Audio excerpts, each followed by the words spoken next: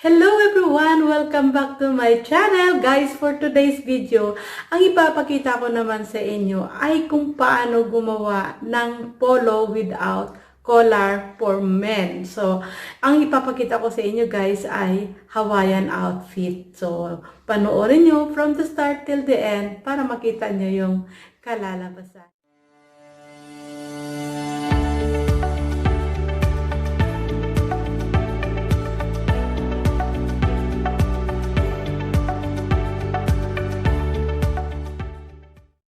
Guys, start tayo sa basic pa rin. Pagsisimula tayo dito sa shoulder. So, same as usual, ganito pa rin yung aking paraan sa pagkuha ng shoulder. Ang kanyang shoulder nga pala ay 16. So, ang kalahati ng 16 ay 8. So, eto yon. Ang kanya namang body length is 29. Kukunin ko muna guys ang kanyang body length 29. Tapos magdadagdag ako ng 1.5 na sewing allowance para sa tupi sa laylayan. So, so, kanyang chest circumference ay 41. Gusto niya guys medyo maluwag-luwag. So, gagawin ko itong 44. Kunin ko rin dito sa laylayan yung sukat niya na 44. So, ayan. At bubuhitan ko na yan. Diretso pababa. And guys, dito sa baba, hindi ako maglalagay ng down na mahaba sa harap. Almost pantay lang yung kanyang back and front. Kasi, wala namang dibdib ang lalaki. So, yun ang pagkakaiba sa babae at lalaki. Ngayon, kukunin ko naman yung kanyang armhole, which is 21.5. So, mula dito sa gitna, kukuha uli ako ng kalahati ng 21.5. So, magiging 10 3/4. So, ayan. Ayan guys, ang sukat. So, ito muna yung kanyang back. Ayan, 10 3/4. Kunin ko muna ito. Yan, yan ang back. At medyo laliman natin ang kapiraso lang para sa kanyang front. Hole. Kukunin ko naman ngayon yung sa neckline. So, ang procedure sa neckline as usual, ito pa rin yung aking kukunin. Kukunin ko muna yung pinaka-down. At dahil nga ito ay walang collar, kundi round neck lang, kukunin ko ngayon a 3.5. So, itong 3.5, ayan siya. Ito yung magiging back. Ngayon, kukunin ko naman yung sa front. So, mula dito guys, kukuha ako, magda-down ako dito ng 4 inches. Ito guys, yung pagkukuha ko nito, tinatansya-tansya ko na lang yung lalim ha. So, nakadepende na yan sa diskarte. So, 4 1/4, kailangan ko rin dito 4 1/4. Ito sa tapatan. Medyo pa-round neck na kasi siya ng ganyan. So, yan na yung magiging front.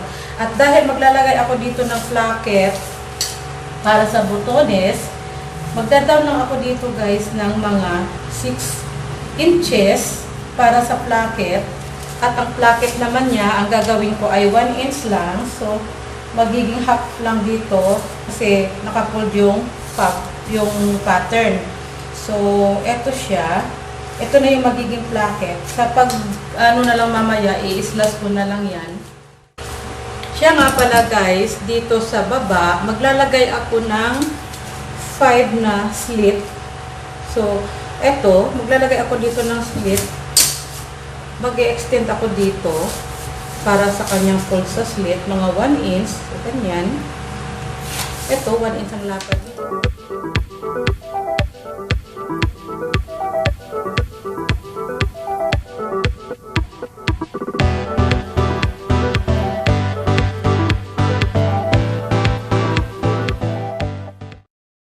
Start naman tayo guys sa slip. So, ganito naman ang magawa ng natin ng 21 is 10 3/4.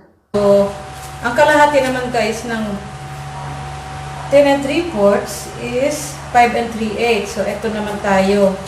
Ngayon, gaganyan na ulit natin yan. Libre kasi gusto niya mga 11 para daw magandang tingnan. Gusto niya kasi medyo loose. Tapos mga 15. 10 3/4. So, ganyan.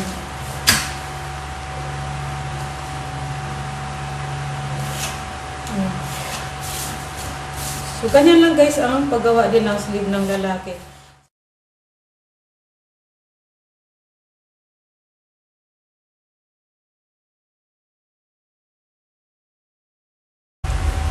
kukunin muna natin, ipofold natin to ng sabay, so ganyan. Kasi malaki naman yung kanyang body. Ang width nito guys ay 60. So, ganito.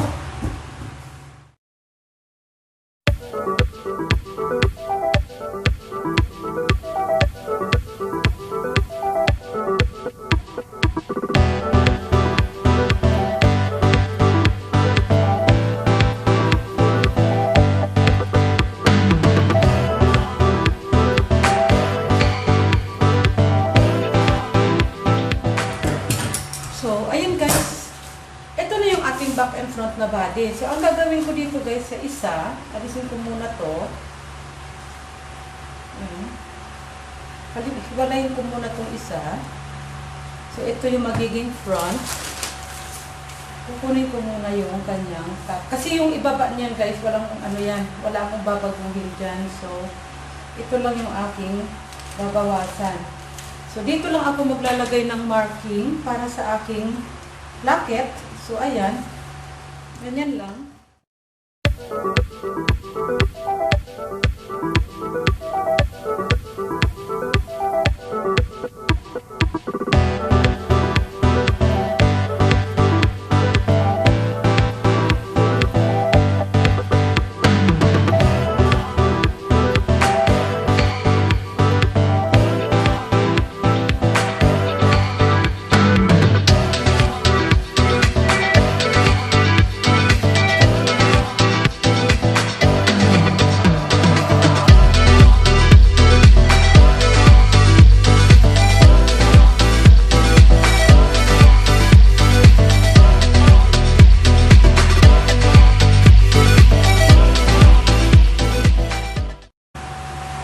Ngayon naman guys, para sa kanyang leeg, kailangan ko ng bias. So, sa paggawa guys, lagi ng bias. Ayan. Ito yung pinaka-straight ng hilatsa. Laging kailangan 45 degrees yung fold or yung pa-triangle. So, ganyan.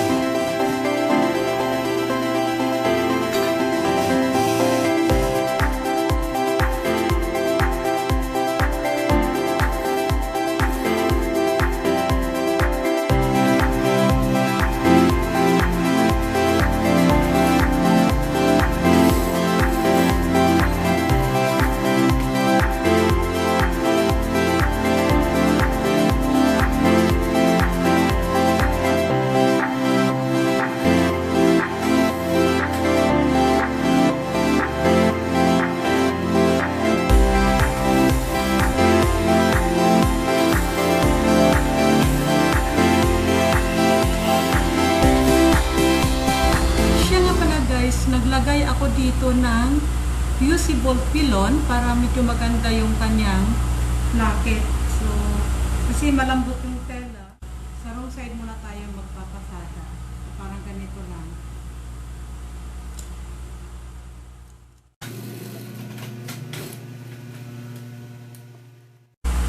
So, ang pasada natin dito guys, kailangan magiging pantay sa kabilang pasada.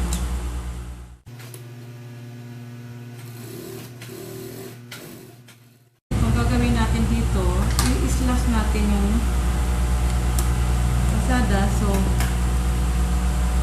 sa dulo, ayan, sa dulong sinulit, ayan, dito sa tahe, ayan. Kailangan ma-islas natin yan. Ngayon, babalik ka rin natin to, pagpapasada tayo dito ng 1 inch. So, parang ganito lang kayo sa paggawa ng placket.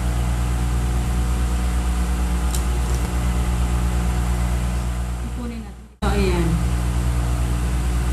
Ipapasada natin to ng 116. So, hanggang dito na yung isa sa baba.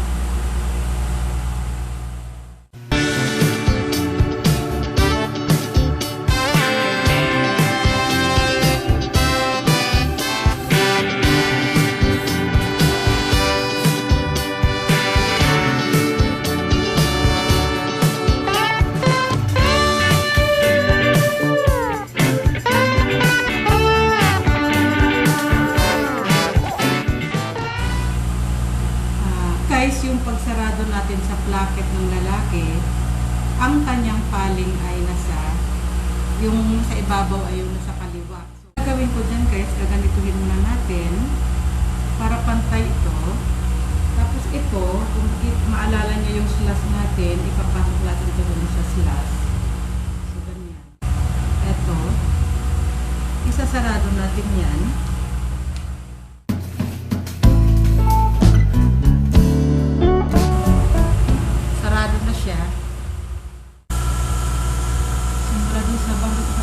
Magka-down ako dito ng 9. So, ito yung 9. Ngayon, mula dito sa placket, sa center ng placket ha, maglalagay naman ng resistance naman ako ng 2 1/2. So, 2 1/2 dito.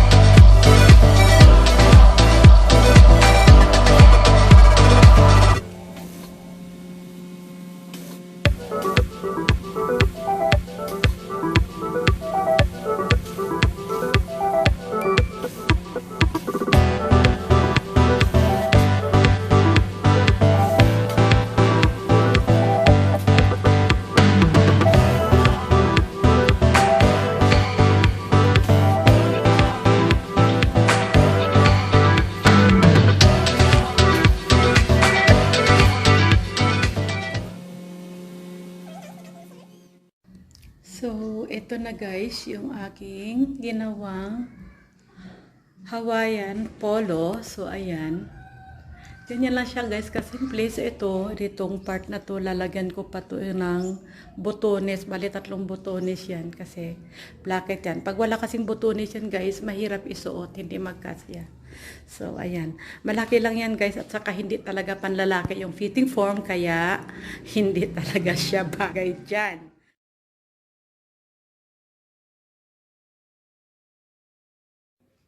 So, ayan guys, naipakita ko na sa inyo step by step from pattern making to sewing until doon sa finish kung paano yung itsura habang nakasuot na. At doon sa mga hindi pa nga pala nakapag-subscribe, paki-subscribe naman ang aking channel guys at like kung nagustuhan nyo ang video ito. Till again next time and have a great day. Bye-bye!